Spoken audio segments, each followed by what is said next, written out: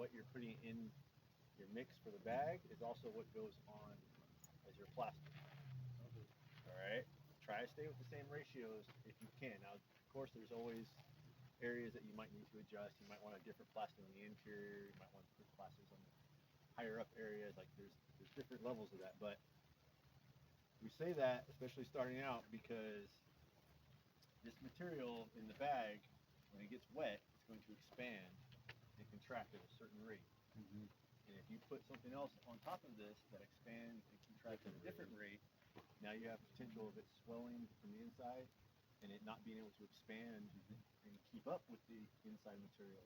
So the outside cracks off, which is evident with some of these structures here because we have all kinds of different ratios of plaster. Okay, so some of that's popping off because the dome is swelling up and the plaster can't resist that swell.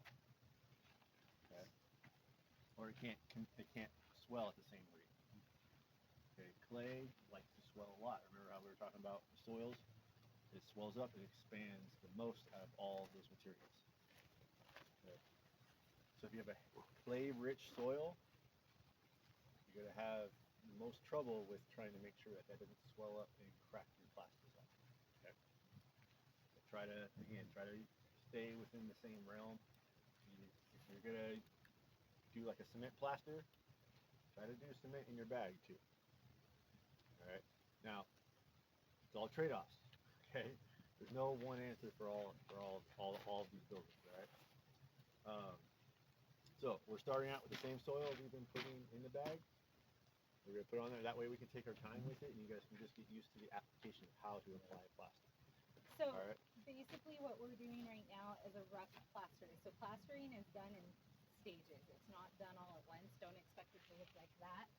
You know, the red one over there, don't expect it to look like that when, right away. Plaster is done in phases. So we're starting with an unstabilized, like earthen, rough plaster. And we're not stabilizing it because these are temporary and we don't want to chisel all of it off later. So we're starting with rough plaster, and rough plaster is where you get all the shaping, right? So bringing out everything flush, this is the phase you want to do that. So rough plastering could be done in multiple phases as well. So like those really deep areas, like this is probably the deepest one in comparison to the rest, right? So to bring that out, apply a coat, come back in a couple days, keep building it out until it's equal with the rest of the dome, with the rest of the A lot of times you'll have like a rough coat, a mid coat, and a finish coat. A lot of people will refer to it that way. A lot of times I'll think of like the rough coat and the mid coat almost as the same thing.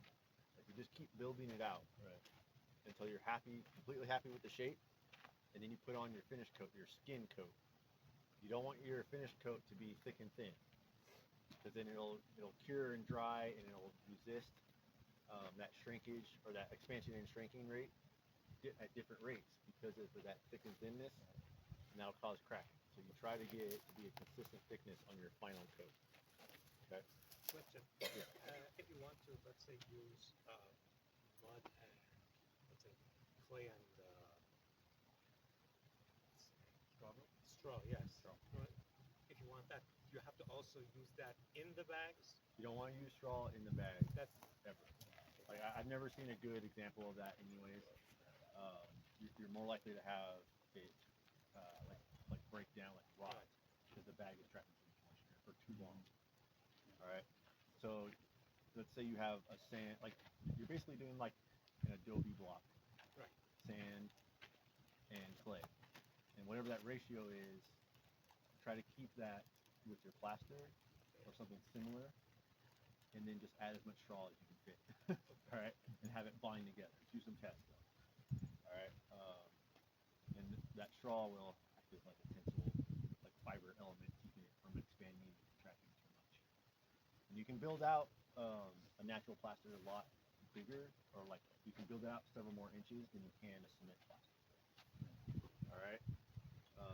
Usually we recommend only doing like, maybe a couple inches thick with cement plaster, and that can be kind of pushing it. But there are ways to do like a really thick area, but you want to start adding like gravel and stuff like that to resist. If it's just a bunch of sand and cement, it's going to be pretty easy. Okay. Clay plaster is nice because it's really sticky. It stays where you put it. Cement wants to fall off a lot more. Takes a little bit more of a struggle, okay? Lime, again, is kind of in the middle. Sometimes, I've seen people add lime, like Type S lime, to their cement-based plaster to make it a little bit stickier, a little bit creamier. But that can also make it crack more. Okay. Brandon? Yeah. But plaster with clay though, I mean for rainy areas, that won't work with it. Well, it'll work, but it will wash off.